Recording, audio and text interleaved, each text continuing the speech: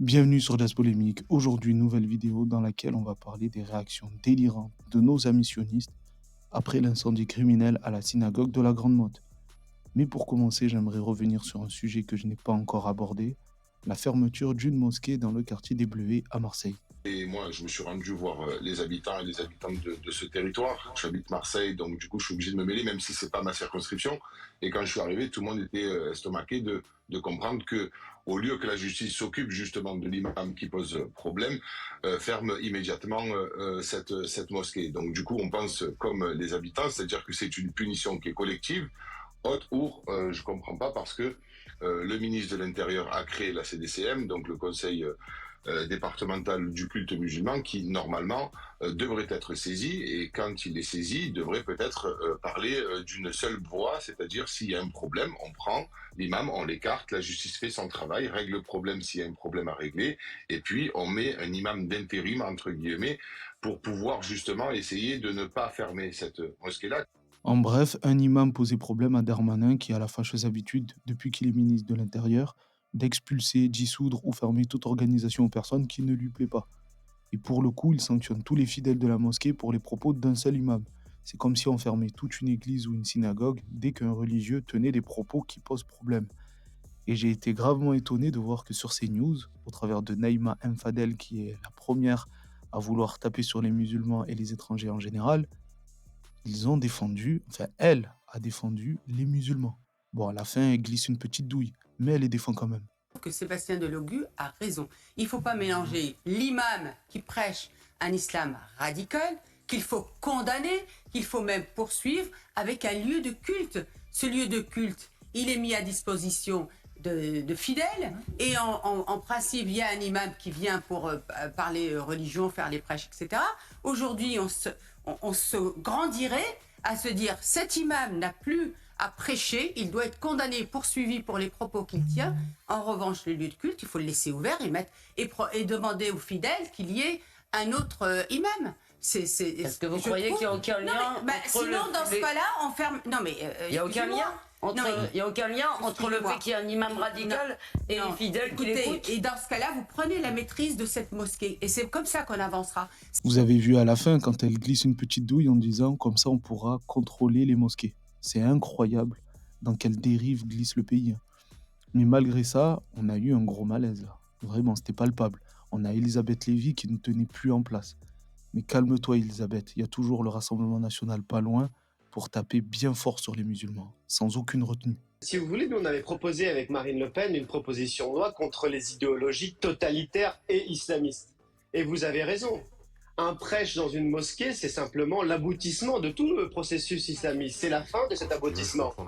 Il faut s'attaquer au financement de l'islamisme. Il faut s'attaquer aux formations qu'ils reçoivent. Il faut s'attaquer à toutes les subventions de certaines collectivités, notamment de gauche. Je pense à Grenoble, par exemple, qui ont subventionné des associations islamistes qui ont depuis été dissoutes. Je pense à Alliance Citoyenne, je pense au CCIF. Il faut s'attaquer aux conséquences de l'islamisme. Ok, très bien, mais dans ce cas-là, il faut un minimum de cohérence, parce que quand c'est d'autres religieux qui ont des propos qui posent problème, on les laisse tranquilles, personne ne les sanctionne.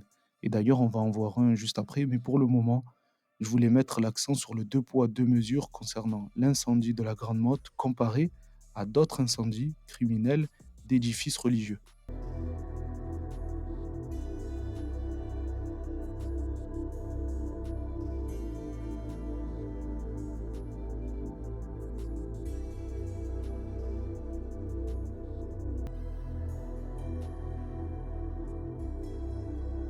Donc là, c'était la mosquée de Morlaix. Et tout est clair, limpide, hein. Le mec, il a voulu cramer la mosquée.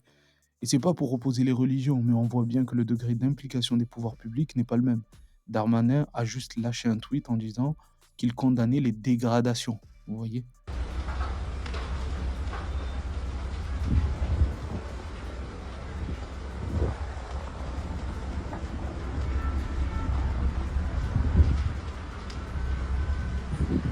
Là, c'était une église dans le Val d'Oise. On n'en a même pas parlé à la télé, quoi. Ou très très peu. Et on n'a pas eu droit à un déplacement de Gabriel Attal, Darmanin, de Macron, etc. ou d'autres responsables politiques ou associatifs. Et là encore, c'était en 2024, c'était la mosquée de Cherbourg.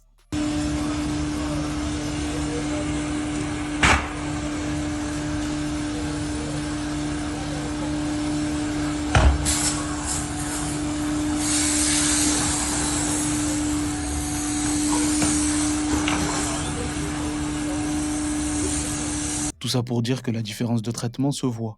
Et ça crée des frustrations, notamment chez certains de nos compatriotes qui peuvent se sentir moins considérés. Et ensuite, on va leur demander d'être plus français que la moyenne des Français. Enfin bref, en tout cas, cet incendie a rendu fous nos amis sionistes, à commencer par Franz-Olivier Gisbert. Oui, c'est l'obsession antisémite, disons, de certains musulmans, pas de tous, certainement pas. L'idée, c'est toujours de les chasser. Et donc là, on veut qu'ils aillent en Israël. Et après, le Hamas dit jamais Israël, parce qu'Israël n'existe pas. Israël doit être détruit. J'ai toujours combattu Netanyahou. Je suis pas juif et je regarde cette affaire. C'est scandaleux. Les juifs c'est leur territoire depuis 3000 ans. Ils sont là depuis toujours. Oui, 10 000 ans aussi. Ils sont là depuis 10 000 ans. Les mecs, ils sont sérieux. Ils pensent que les livres saints font office de cadastre ou de titre foncier. Et ils disent ça normalement, sans trembler, avec une certaine hystérie, c'est vrai. Mais ils sont sûrs d'eux, comme là où ils montrent que le sionisme n'a absolument aucune empathie envers les civils palestiniens. Un embrasement justement par rapport à ce qui s'est passé ces dernières heures dans la région. Ce que je trouve atroce, c'est qu'en France aujourd'hui, on pousse les juifs à partir, enfin une certaine catégorie de la population, et que là-bas, on veut détruire Israël. Et c'est ça qui est affreux. Si vous voulez, c'est pour ça que l'antisionisme, comme on dit, c'est une fadaise. Voilà. C'est la réalité, c'est que ces gens-là veulent, veulent la destruction des juifs. Mais c'est ça l'idée. C'est ça depuis le début. Donc, alors après, c'est vrai qu'on peut. Moi, je condamne les bombardements. Je suis triste quand je vois. Évidemment, mais c'est pas ça le sujet. Les massacres de civils, c'est pas la question? Ah ben si, complètement. Comme pour le 7 octobre, les civils ne devraient jamais avoir à subir ça, peu importe la situation. La guerre, c'est pour les groupes armés contre les groupes armés, pas contre les civils, jamais. Et c'est un manque d'empathie qu'on retrouve chez un religieux, chose qui me choque vraiment. Et vous allez voir à quel point le sort des civils ne lui fait ni chaud ni froid pour lui aussi. Voilà ce qui se passe. Raïm Korsia, est-ce qu'on peut participer à une manifestation pro-palestinienne pour soutenir la population gazaoui, arborer un drapeau palestinien, condamner les massacres qui sont commis en ce moment à Gaza, tout en n'étant pas qualifié d'antisémite? Bon, les massacres où on parle à Gaza, c'est un fait de guerre qui incombe au Hamas, qui ne rend pas les otages que les terroristes du Hamas ont pris, qui continuent à envoyer des missiles sur Israël, qui passent par l'Amérique, c'est les populations civiles qui trinquent. En tout cas, c'est un fait de guerre qu'aucun pays au monde ne mènerait comme le fait Israël. Bon, je ne suis pas l'avocat d'Israël, je ne suis pas ambassadeur d'Israël. Mais j'ai absolument pas à rougir d'ailleurs de ce que Israël fait. Pas mal à l'aise avec la politique qui est menée par Benyamin Netanyahou à Gaza? Je suis jamais mal à l'aise avec une politique qui consiste à défendre ses ressortissants. Je suis pas en train d'opposer l'un et l'autre. Je vous dis, je suis juste en train d'essayer de comprendre. Qu'on défende le droit des Palestiniens à exister. Pourquoi c'est si difficile? Pas en tuant des juifs, pas en brûlant des synagogues, pas en excitant les gens pour jouer sur les instincts les plus bas. Je suis juste en train d'essayer de comprendre pourquoi c'est si difficile de condamner aussi les massacres qui sont commis à Gaza.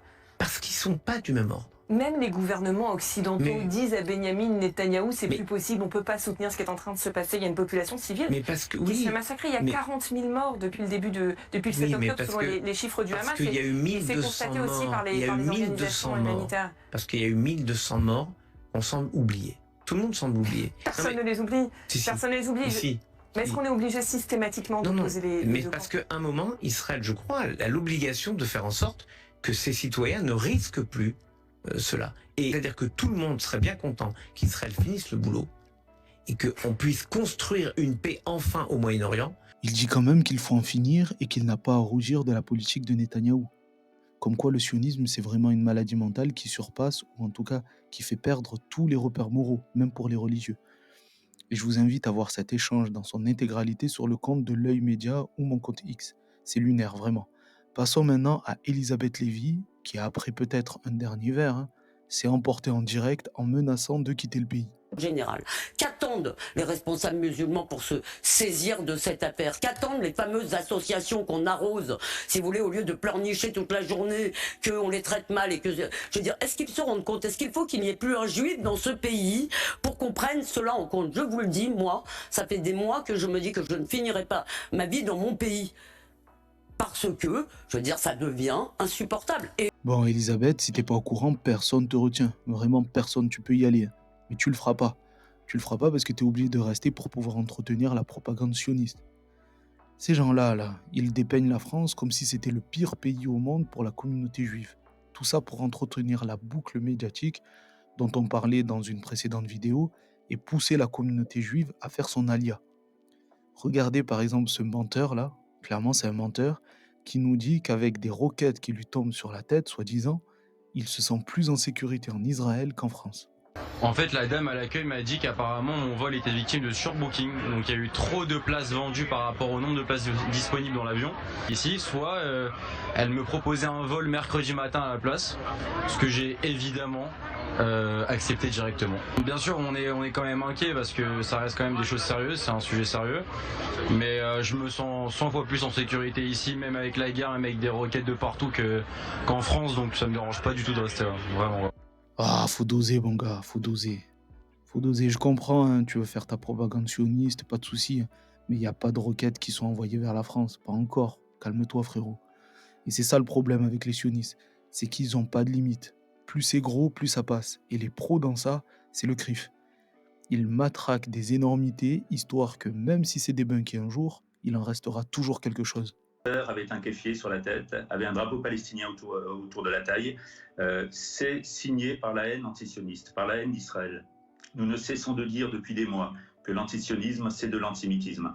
Nous ne cessons d'alerter contre cette haine d'Israël, contre cette haine antisioniste qui cible les Français juifs, et on l'a vu hier par cette haine antisioniste. Et nous sommes en colère, enfin, contre ceux qui alimentent, qui véhiculent cette haine antisioniste, cette haine d'Israël, notamment depuis le 7 octobre. Et je veux pas nervi de LFI qui ne cesse de vilipender, de cracher sur Israël, d'alimenter cette haine antisioniste, donc cette haine anti-juive, et qui porte une très lourde responsabilité de thèse. On veut qu'ils arrêtent de vilipender et d'alimenter cette haine antisioniste, cette haine anti-juive, dont on voit les résultats aujourd'hui.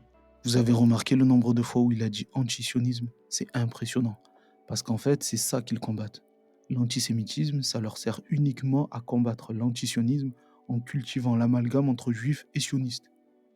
Et la particularité de ce genre de sioniste, c'est qu'il ne veut pas qu'on critique son idéologie coloniale, mais par contre, lui, veut pouvoir taper sur les autres sans aucune limite, comme Elisabeth Lévy. Je le précise. Bien, vous avez tout à fait raison.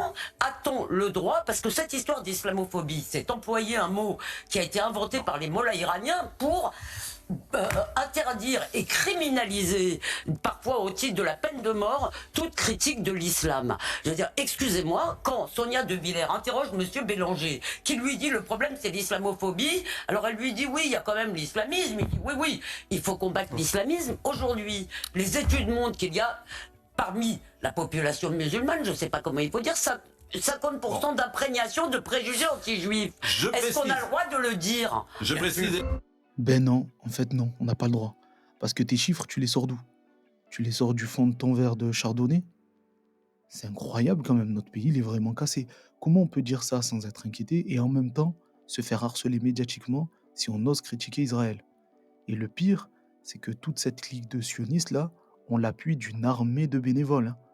Une fois c'est un Renoir, une fois c'est une Rebeu, une fois c'est un Rebeu, une fois c'est une Renoir, etc. Ça tourne en fait. Je ne suis pas étonné que l'auteur de ces faits soit issu du quartier Pissevin, à Nîmes, puisque notre pays a, pendant beaucoup trop d'années, nié le poids de l'immigration, qu'elle soit régulière ou irrégulière, sur le territoire national et ses conséquences sur le climat social qui peut poser dans la société d'aujourd'hui. C'est incroyable cette armée de bénévoles, hein, les Tanguy David, Rachel Kahn, Jean Messia, etc., etc.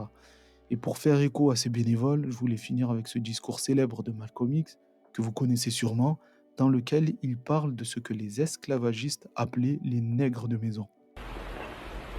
When black people like me talk to the slaves, they didn't kill them.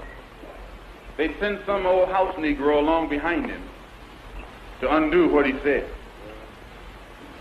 You have to read the history of slavery to understand this. There were two kinds of Negroes. There was that old house Negro and the field Negro.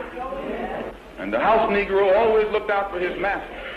When the field Negroes got too much out of line, he held them back in check. He put them back on the plantation. The house Negro could afford to do that because he lived better than the field Negro. He ate better, he dressed better, And he lived in a better house. He lived right up next to his master in the attic or the basement. He ate the same food his master ate and wore his same clothes. And he could talk just like his master. Good diction. And he loved his master more than his master loved himself. That's why he didn't want his master hurt. If the master got sick, he'd say, "What's the matter, boss? We sick?" When the master's house caught a fire, he'd try and put the fire out. He didn't want his master's house burned. He never wanted his master's property threatened. And he was more defensive of it than the master was. That was the house Negro. But then you had some field Negroes who lived in huts, had nothing to lose. They wore the worst kind of clothes, they ate the worst food, and they caught hell. They felt the sting of the lash. They hated their master. Oh, yes, they did. If the master got sick, they prayed that the master died. If the master's house caught a fire, they prayed for a strong wind to come along. This was the difference between the two. And today you still have house Negroes and field Negroes. Ce qu'il décrit, on le voit tellement aujourd'hui. C'est tellement la même chose. Parce que comment on reconnaît un esclave de maison? Il est dévoué corps et âme à son maître, alors qu'il restera toujours, aux yeux de celui-ci, un simple esclave.